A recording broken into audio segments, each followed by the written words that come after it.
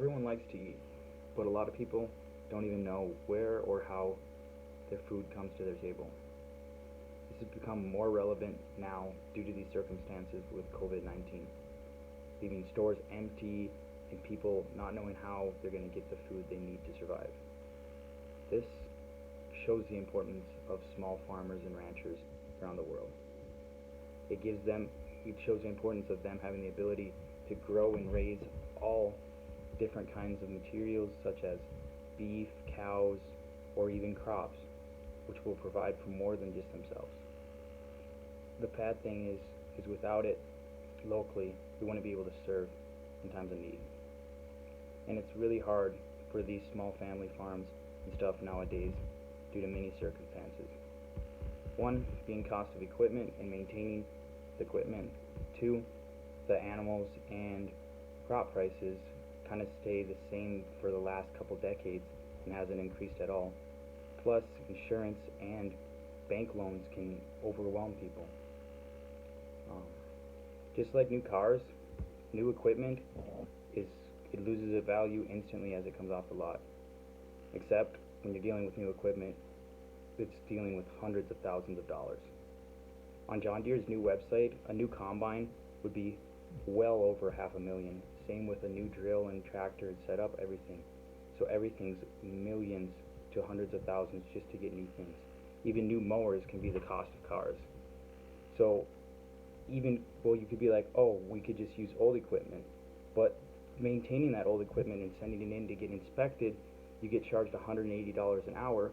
And if you have to have them come out and check something, you can get charged up to $300 an hour, which makes it really, really hard for people that are barely getting by with the crop prices and cattle prices nowadays. And what happens when they do send it in and they can't find what the problem is, or where they spend hours on hours trying to find the problem and they can't get it. They can't figure out what it was, and then they end up finding it and it was only a 30-minute fix. You're still left with thousands of dollars on a bill for a machine or a fix that was only $20.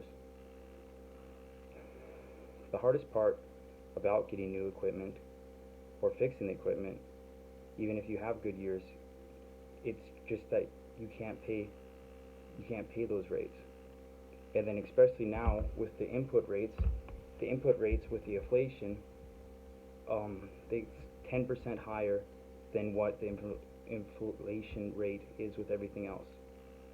So that means all the crop prices to buy the certified seed, to buy the fertilizer, to buy the chemical, to buy the equipment is going up at a much faster rate than anything else is, leaving it that you're getting the same money out of the same crops every year, but everything to get those crops is costing way more and more and more, leaving farmers unable to get the new equipment, unable to fix the new equipment, hard to pay rent, and with these bad years like we've had, it leaves them in the circumstance of where they don't even have to get by, or they have to sit back on a loan, or they just have to cut back on their lands or decrease size. And a lot of people around here are even having their own farm auctions, getting rid of all of their equipment, quitting, going to work for somewhere else.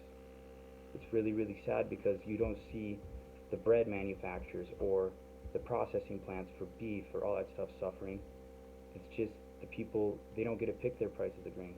With most circumstances, you see the people that make the product get to pick the prices. In our circumstance with farming or ranching, it's the people who pack it or buy it get to make the price, which leaves a lot of farmers barely breaking even, can't even afford to buy new heifers, can't even afford to buy that new hay equipment.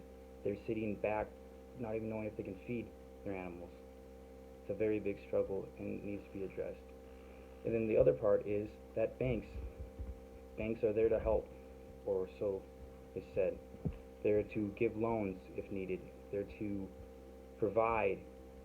And with farming and ranching, you're at the point where at the beginning of the year where you have no assets in the ground yet. So you need the money on hand in order to buy the fertilizer, buy the chemical, buy all the certified seed you need, and then buy new equipment if you need it. So you depend on a bank, and the bank will write the loans, but all those banks, they have their own insurance and all that stuff. They're taking no risk. No matter what happens to them, they'll always get their money. Plus, you have to sign off on all your equipment. So at that point, you don't even have equipment in your name. And then you're looking at a big interest payment where they make hundreds of thousands of dollars on you just because you signed that loan and got that money. Even in a year's time, it can cost you hundreds of thousands of dollars.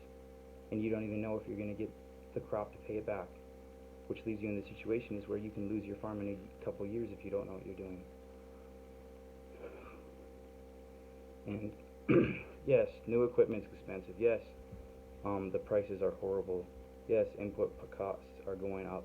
And yes, the banks and insurance are getting more and more expensive, putting more and more pressure on farmers with no good prices. But the big problem is that without us farmers, without the ranchers, America wouldn't be able to survive. America was built on farming, and without it, it'd fall apart.